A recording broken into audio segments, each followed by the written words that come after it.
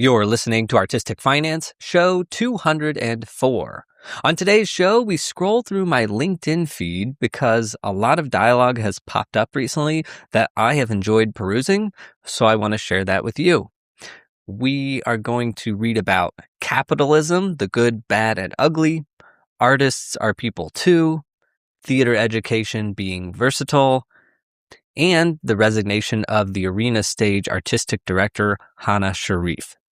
Links to all the posts and articles can be found in the show notes or at artisticfinance.com/204. Without further ado, let's get to the show.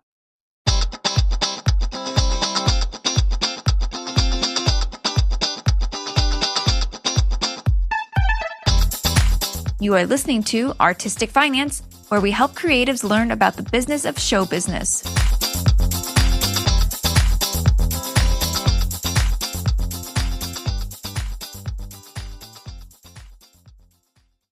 Welcome and thank you for listening. I am your host, Ethan Steimel, broadcasting out of Lake St. Louis, Missouri. I am recording this July 7th, 2026, and the news is that there are calls for the Democratic Senate nominee, Graham Plattner, to end his campaign in Maine after a woman has accused him of rape. And this is important because the Democrats are trying to flip the Senate majority, but having that candidate back out makes that less likely, but is it the right thing to do? Probably. The other thing in the news is that the USA soccer team is out of the World Cup after they lost to Belgium. All right, today's episode has come about just because since I've been putting out podcast episodes again, I have been on LinkedIn. So I'm on LinkedIn and Instagram for the sole purpose of posting about podcast episodes. Like, I don't spend any money on advertising. And so what I can do is post these links on social media. And so that's what I do.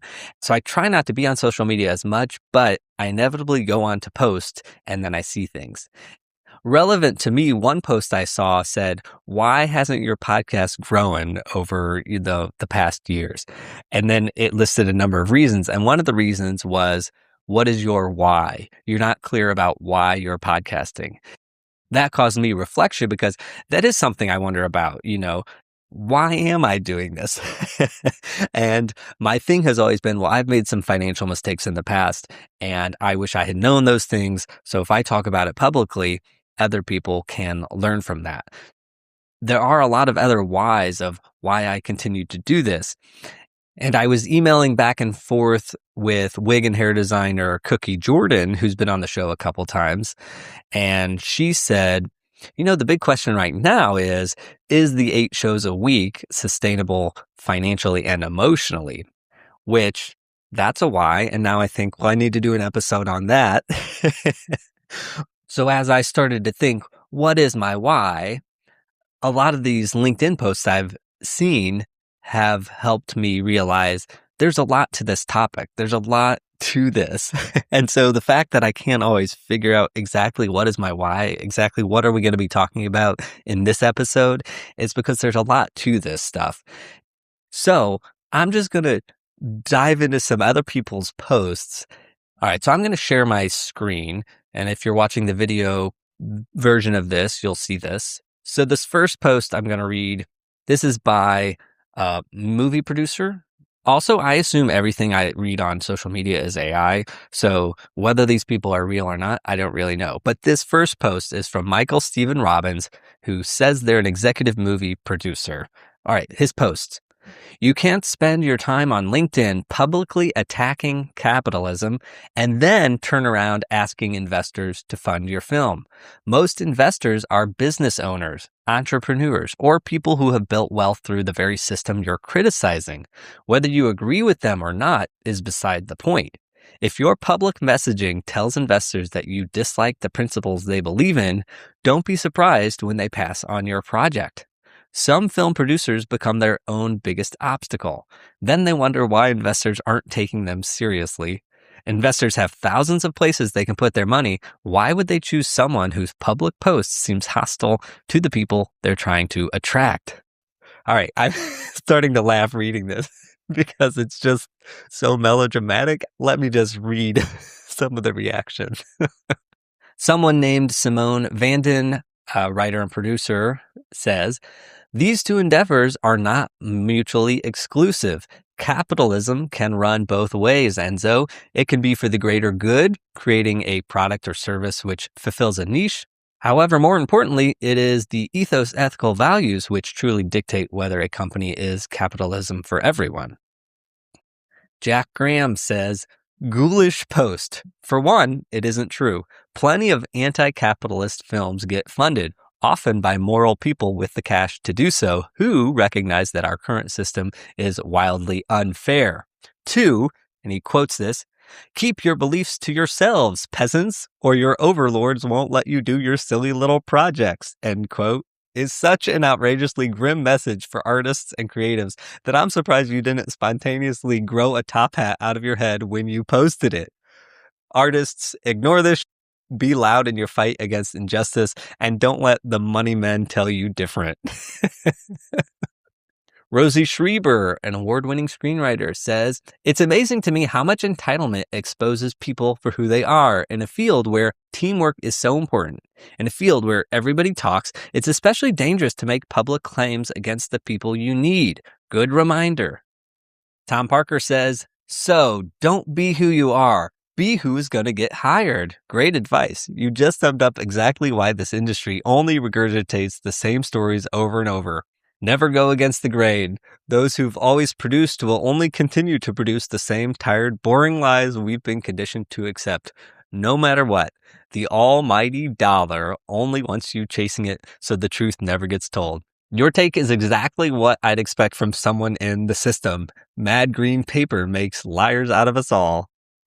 Someone named Dimitri says, why do you assume that all investors are fans of capitalism? Sometimes it's the process of benefiting from the system that convinces you how broken it is. All right, this one could be my favorite response of all. Andrew Costello says, I am so glad you brought this up because it is becoming an increasing problem, especially with the advent of AI and technology.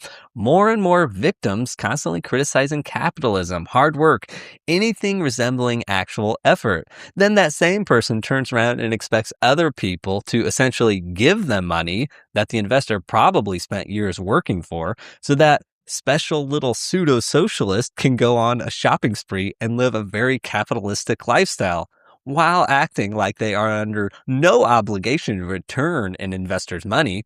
Personally, I would advise any investor to turn and run if you encounter an idiot who doesn't like capitalism, because it is usually a sign of a person who is arrogant and lazy. Now, here we go. All caps. Embrace capitalism and check out my band's new song. Link. Oh, man. Rob Warren says, do you think the investors ever wonder why so many people seem to be at odds with what they're doing? Do they ever feel bad for what their actions do to others? Why are they so sensitive to criticism for the real world problems that they are creating for everyone? You will never appease people who have an insatiable appetite for power and money, so you might as well stand up for what you believe in. Wenzel Powers says, before firing off takes on here, it's important to remember what Tina Fey said. Authenticity is dangerous and expensive. Matt Robillard says, Michael, as you very well know, investing in film is a lifestyle choice. A hobby for the bored rich looking to mingle with stars and live the Hollywood lifestyle for a year. Not a legitimate investment. Cheers, Matt Robiland. Oh, actually, this is my favorite. Florent Monnier says, you can't spend your time defending late-stage capitalism, spreadsheet and data science worship, and act surprised when a risky project slips under your nose, ends in the palms of a more courageous studio, sees the light of day with an indie budget, and blasts blockbuster projects out of the stratosphere. Just saying. Josh Forbes says, I can't speak for every anti-capitalist, but most people who are critical of capitalism are primarily against the abuses of capitalism. You can make profitable films and also be against children working in meat factories. Oh, I like this one too. Tyler Adams. What if I don't do any of that and still do not get any investors' attention? I've been trying and even have a proof of concept out as well. Also, I've sent you an email. Tyler, I love you. Julio Ortiz says, how can you compromise yourself for career growth? I've left places for not having my back, and if not them, then someone else. And if it doesn't end up to be, it wasn't meant to be. But I will be at peace with myself knowing I didn't lower myself or sell myself for success. Be true, be good, the right opportunity will come up. And just for the record, I'm skipping a lot of these. Some of these say truth, preach it, Michael, things like that. All right, so really that post, I just love it because it says you can't attack capitalism and expect to work. So it's a variation of that. And I feel that, right? Like we all live in capitalism. But I do appreciate the people in there that were saying, well, you can live in this system and still, acknowledge that it's not the greatest system. All right, our next post is by Shea Rivera Rios. It's still wild to me that we have to continue to explain that artists and culture bearers are workers. They are small businesses. They manage contracts and grants. They pay other creatives and other small businesses. They work with clients who are often city departments or nonprofits. They rent spaces and often run public initiatives. That is creative labor, and it has a high impact because it creates what we know as public life, what we feel as community where we live, social cohesion, and the overall well-being and sense of belonging that leads to better ways of being. Artists and culture bearers do all of this and more. Imagine your neighborhood or city without creativity and culture, without the things that make us feel proud and excited to live there. Those things are created, led, and stewarded by cultural workers. And that taps right into what I'm always saying, jokingly, which is artists are people too. So the first comment is, this is why we need direct-to-artist funding. Despite the creative economy exploding, artists still suffer financially because these cultural intermediaries gatekeep funding and amass billions off our creative labor. Someone named Valeria says, spot on, Shay. This is one of the systemic flaws of the modern capitalist framework. It is designed to reward transactions and speculative value, yet it remains completely blind to the labor that actually generates meaning, social fabric, and life itself. We see the exact same paradox in how society treats motherhood, arguably the most vital foundational labor for humanity's future. Yet it is completely excluded from economic valuation. It is no coincidence that across almost all developed nations, demographics are flattening or shrinking. We are literally underfunding the production of our own future, both biologically and culturally. When creative labor and human reproduction are treated as mere afterthoughts rather than the core infrastructure of society, we don't just experience an economic deficit, we face a quiet extinction of public life and cultural vitality. Natty says, in those moments, I try to remember that Bernie Sanders has been saying the same thing for 40 years, LMAO. Kay says, 100% to all of this. We all need to continue yelling this from the rooftops. We are not the extra. We are where humanity lives and thrives. All right, this next post is by Jen Katana. And she posted a Forbes article that says hiring of college grads is down across the board, but certain majors are able to access opportunities in a wider array of industries. The most versatile college majors, here are the top 15 college majors on LinkedIn and the share of 2022 to 2024 graduates who landed jobs farther afield from their majors. And the number one most versatile was English, with 69%, and then second was visual and performing arts with 68% of graduates landing jobs that were not necessarily, I suppose, in the visual and performing arts. Now, I'm not so much worried about this because I teach lighting design, right? And that is blending artistry and technicality. So everyone going through my program is learning a lot of technical skills, and, the world is your oyster on where you land on that. Anyway, thank you for saying this. Let me see what Jen said about this. Make no mistake, visual and performing arts is one of the most versatile and therefore viable degree programs because the skills learned go far beyond what it takes to sustain a career in the arts. A performing arts degree prepares collaborative, creative, critical thinkers who know how to problem solve, work with others, and meet a deadline and might even add in a song. Smiley emoji. We need to reframe how skills are taught and what skills are truly needed for career readiness. One of the top comments is Lauren says, a visual arts student who has experienced 4 years of critiques will be very coachable in the workplace. They'll be able to take the feedback and do something with it. Kathy says, what the top 3 most versatile majors have in common is a focus on communication skills, conveying information from one human to another, not via bits and bytes. Coincidence? I think not. Signed, an English major. Lydia has my favorite comment here. Don't forget that in the performing arts, that if you stumble, you simply must keep performing. The show must go on. I like that. Donna, 100% from a fellow NYU Ed Theater grad. Studying English and theater taught me about effective communication, creative problem solving, critical thinking, and giving and receiving feedback gracefully. Jenna Lee says, 100%. A degree in the performing arts teaches you to imagine big, work as part of a team, manage time, and more. Not to mention, performers can adjust to play many roles in the workforce. Thank you for sharing. I like that. All right, Hillary here enters with a good perspective. We cannot delude ourselves that a performing arts degree will provide the same career advancement as other subjects. Of course, the student will gain hugely from the study, but if the emphasis is on practical vocational skills, then graduates will be competing with people who have attended a conservatory, drama school, or music academy. 50 years ago, there were just a handful of drama schools, and now there are probably twice the number, but also at least 40 university courses in acting. The question students need to consider is whether or not they are likely to succeed in such a crowded market. The transferable skills are certainly valuable, but at a cost of maybe £60,000 student debt. And ironically, as courses have increased, the industry has never been so exclusive.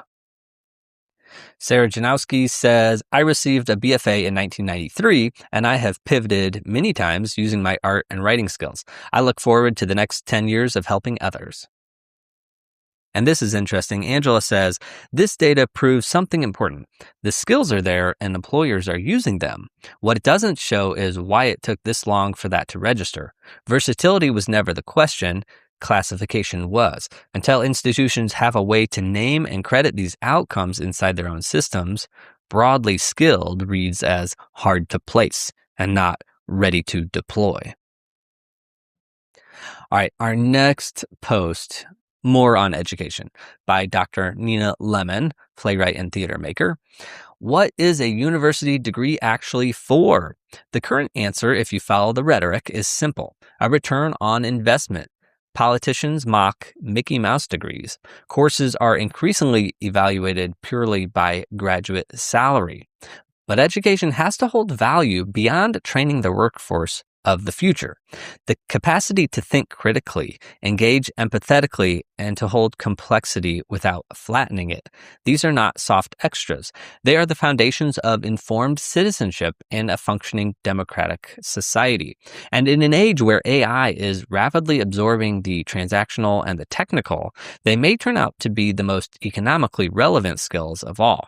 These are skills the arts teaches particularly well. This is also why it matters that arts GCSEs are shrinking and A-level drama groups are folding quietly in the schools that serve working class communities, while private schools keep their drama departments intact. I came from one of those communities. The pipeline is being dismantled at 14 and 16 long before anyone gets near a university application. This is cultural gentrification, critical thinking and creative education becoming the preserve of those who can afford access to them. If our storytellers, playwrights, and cultural commentators come from an ever narrower slice of society, our stories will reflect that, and we are so much poorer for it. That's not just a cultural problem, it's a democratic one. Fenella Edwards says, with 2 bachelor degrees, commerce and fine arts, and a graduate diploma, science communication, under my belt, I wouldn't recommend university to young people today. The HEC's debt accrued is the main reason, but I also challenge the assertion that universities teach critical thinking skills. Heather Thomas says, it always amazes me that the people who think that the creative sectors are not good enough to train people in schools, college, and university, if people want, don't see the almost £55 billion that the creative sectors bring into the UK economy. From the computer games and TV they watch to their favorite pen and weekend venue treat, it's all someone who at some point did a creative subject or enjoys the arts that makes that happen. So if we stop training those people, where's that money going to come from? And are those people just going to move abroad to be able to make a living? I do wonder. John Bell says to the original post, "Your credit rating?" And Dr. Nina replies, "John Bell, unnecessarily rude. When I left university, my aim was to earn a living from the thing that I love. I didn't expect to get rich, and I haven't, but I have achieved my aim. I own a house with a mortgage. I now earn above an average wage. I was one of the last generations to get on the property ladder just ahead of the financial crash, and I am aware that it is a privilege not afforded to young people today." Tanaz says, "What would be considered a Mickey Mouse degree?" And the original poster says, "It's a very weird phrase which is used a lot in the media in the UK. Currently, it seems to include anything very niche and specific, sometimes business/management studies, and really anything creative. Increasingly, all humanities seem to be lumped in: English, literature, history, philosophy." Leslie Ava Shaw says, "Attending college today is so very different from when I graduated with a BA in theater arts in 1973 and a graduate degree in art history and museum studies in 1993. Pursuing acting and then playwriting during the late 70s through the 90s in New York City was challenging, but possibilities for creating art were vast and varied. Living expenses were affordable. Finding a rent-stabilized apartment was easy. Yes, a living wage career in theater was incredibly competitive, and then pursuing curatorial work in a museum as a middle-aged woman was difficult unless I was willing to be a secretary. Even in those days, if you chose to pursue a career in the theater or the art world, you had to be resourceful and flexible. Ultimately, I made a living as an adjunct instructor for CUNY and private colleges. Unionized CUNY paid well, albeit hourly, and I had health benefits, but I was unable to get a full-time position. If I hadn't had a low rent and then a partner who subsidized my income, the path I chose would have been impossible. So, can a young person achieve this now in New York City? Pursuing a degree in the arts will not guarantee a living wage. How to survive while following your bliss? A benefactor? Likely a wealthy family." John Story says, "Absolutely right. Education should be valued in and of itself." Dr. Pavel Larson says, "Dr. Nina, you asked, what is a university degree for? And suggested it was ROI. You may well be right. I got a similar feel from the students I met in academia. The degree was to get a better job, a means to an end. Grades mattered more than the process. And that is what is sad, because it is the process that matters. It's a way of many ways to look at how to solve multiple problems one might face in life, be it at work, in life, or at play.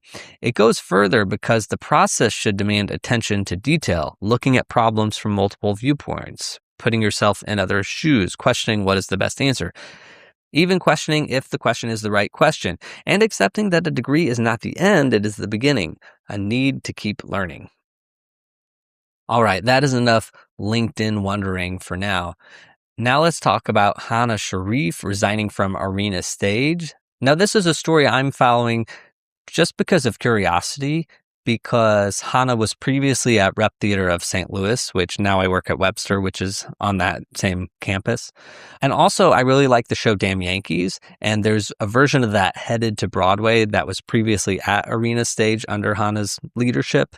And the book was rewritten by Will Power, who is a playwright I like. And then it was directed by Sergio Trujillo, who has been a guest on our show way back years ago. So that's sort of like why I'm following this. I also think leadership changes that are sudden are always something to look at, because there's so many things, there's so many things that lead up to that. And so I'm just always curious what it is. But I'm an outsider. I don't know exactly what's going on. I will say there was a new article July 5th that came out in DC Theater Arts by Nicole Hertvik. So that has a lot of information from a lot of perspectives. So that's probably the most comprehensive article out there right now. And that one has a quote by the Arena Stage president and executive producer, Edgar Doby. It ends with, When asked how he would reply to those with heated feelings about Sharif's departure, he replied, "I would say, please give us some grace. Our mission and our core values remain our North Star."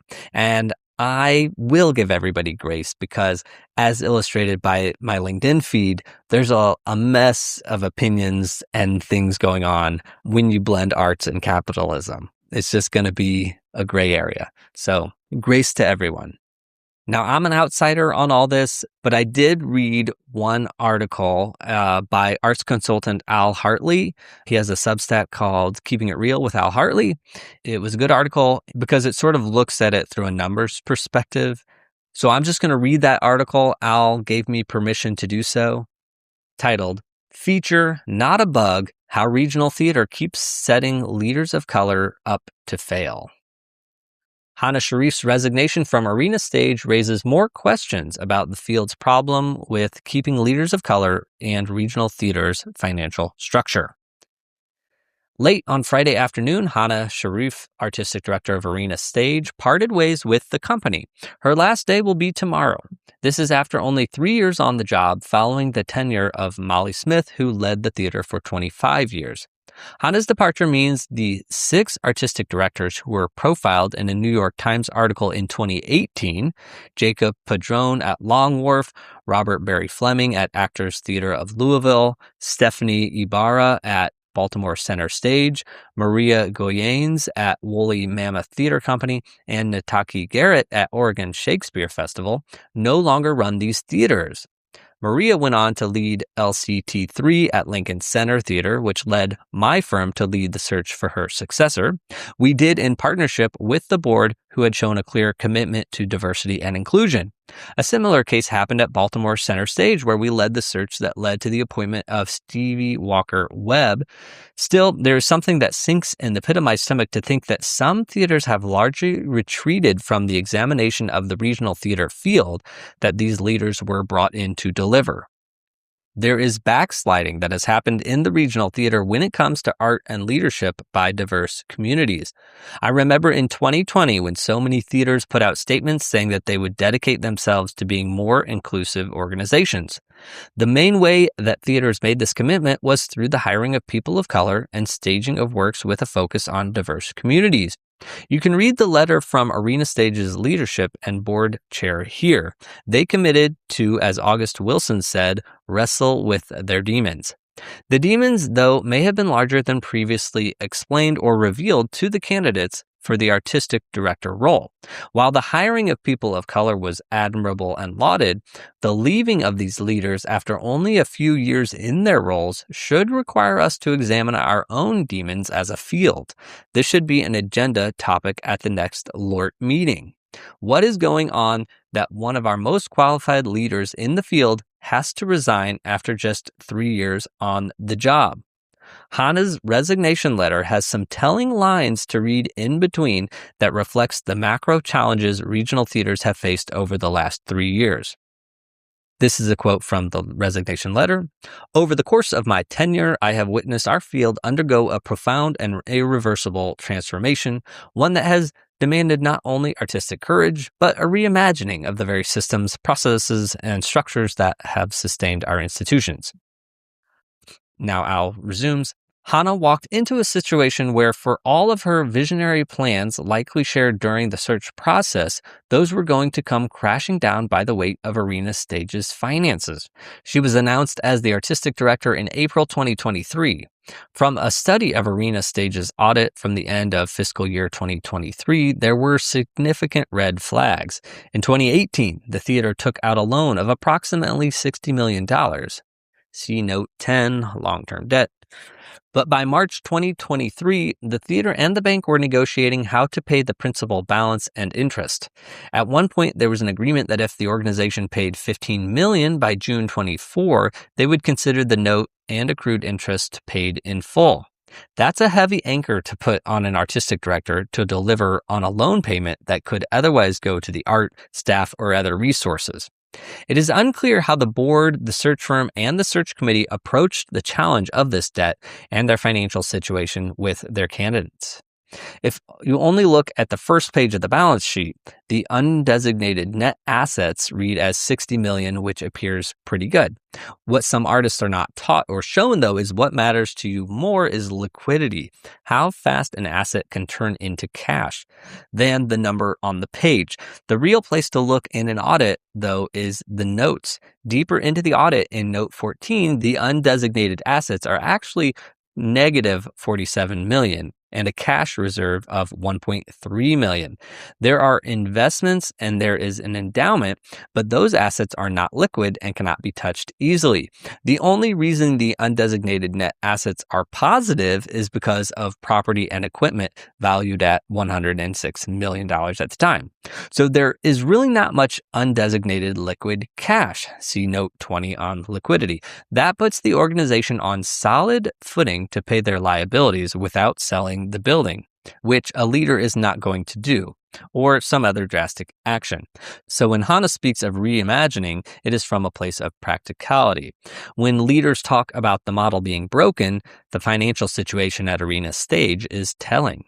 Unless Arena Stage sold their building or engineered a massive increase in revenue, they were in trouble. She walked into a gravity problem, one that would bring any leader back down to earth. Again from the letter, ultimately, the board and I arrived at a crossroads, one defined not by a lack of shared love for this institution, but by differing visions of how Arena Stage should meet the future, what art belongs at its center, how its teams should be built and empowered to evolve, and what a sustainable path forward truly requires. Al resumes, the art and vision question is important here. Part of where I think the American theater faces a deep hole is in strategic differentiation and articulation of value. It's pretty clear the COVID recovery has been mixed and more theaters are in a slow death than thriving. Arena Stage's building holds 3 stages and nearly 1,400 seats. Filling those seats requires a balance of artistic risk-taking that meets your mission with broad commercial appeal. But broad commercial appeal, pursued under financial duress, tends to produce seasons that look increasingly like every other regional theater in the market. When the pressure to generate revenue overrides the mandate to take artistic risk, the theater loses the one thing that justifies its scale, a reason to choose a theater like Arena Stage over others. You can see the implication of art and vision in their financials. Over the last 2 years, program services revenue, which includes ticket sales, but not only ticket sales, was $10 million in 2024 and $12 million in 2025. While impressive since a pandemic low of $4.6 million, it is still below a high of $15 million in 2019 before the pandemic. But given inflation over the last several years, the revenue in 2026 would need to be closer to $19 million in order to get back to the equivalent of what they made in 2019. Again, a heavy lift for any artistic leader who would look to shift the programming and expand the audience base. Arena Stage also had deficits for years beforehand. According to their 990s, these were $2.4 million in 22, $2.5 million in 21, and $7 million in 2020, $6 million in 2019, $4.5 million in 2018. In total, Arena Stage accumulated more than $22 million in operating deficits in the 5 years immediately preceding Hana's arrival. You can see that in the decrease of their assets, their total assets went from $154 million in 2018 to $123 million in 2025, a 20% decrease. So walking in, Hana was pushing a large boulder up a steep hill. Considering the above statement about questions of art and vision, those questions cannot be separated from this fiscal situation. Tackling a structural deficit and a large debt means less. Much less for the art. The art that might have been envisioned in the center by the board, which usually demands more broad appeal, which Hana has usually delivered in her tenures as artistic director, is a different center and transformation likely envisioned by Hana. Artistic directors can get handcuffed by a board who wants a certain kind of change, but not necessarily the kind of turnaround situation required. The kind of art at the center is a question the board at Arena Stage will have to wrestle with as they search for their next artistic director. What Hana's departure signals to artists who might consider the job is that you need to have hit after hit in order for the model to be successful.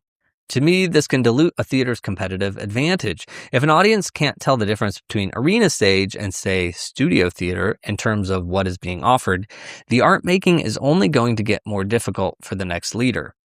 Differentiation is the way we compete in theater for buyers who have limited resources. The response from most people online has been one of a pattern that is recognized by many people of color working in this industry, that all of these leaders of color seemed to face over the last nearly 10 years. An excitement about the person of color in leadership in order to make a statement, only then for those leaders to be handed a financial model that was unsustainable and really tough for them to succeed.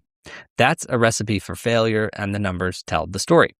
What I believe boards and our fields have to reckon with is that Hana's departure, as well as the others, has become a feature and not a bug. These leaders are not perfect, and no leader is, but it is hard to build a house on quicksand. We need better foundations in the moment of deep volatility. The search committee should do some soul searching. They will and should get a lot of questions about what is exactly happening and how can someone be successful in this next moment. Hana took on a Herculean task following Molly Smith. As she mentioned, she gave it her all. And for that, I believe we all owe her a debt of gratitude for her service and leadership at a storied institution. All right. Thank you, Al, for letting me read that here. Now, that is it for this week's episode. The one thing I want to ask before you go, because you know me, I can't not ask for anything, and that is, I am prepping some episodes on AI. Former guest of the show, set designer Vincent Gunn, reached out and said, hey, could you have a discussion on how people are using AI in their workflow? Because it seems really good and I want to do it, but I just don't know how that practically works for me as a set designer. So I am going to do that. I'm gathering a bunch of set designers and they're going to talk about what they're doing. I'm gathering lighting designers, sound designers, stage managers. I'm doing several episodes getting people to talk about what they're doing and what they think of it all. I'm actually having trouble finding theater designers who are using AI. So my request for you is, if you know any designer, scenic, costume, lighting, sound, projections, props, wig, hair, and makeup, let me know and I will reach out to them and get a hold of them, because I'm curious how people are using AI, how they're doing it well, and I want us to share that with other people. Same thing, I'm also looking for directors, producers, and stage managers. So if you know of any of those people, I'm gathering panels of these people. It's good for us all to know we can't run away from this, so let's sort of tackle this together. All right, thank you for listening. That's it for today. Until next time, break a leg.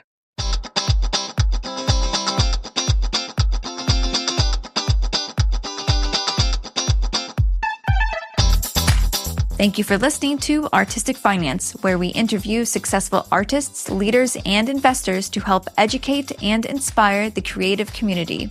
To access our show notes and resources, go to artisticfinance.com. This show is for entertainment purposes only. Before making any decision, consult a professional. This show is copyrighted by Artistic Finance. Written permission must be granted before syndication or rebroadcasting.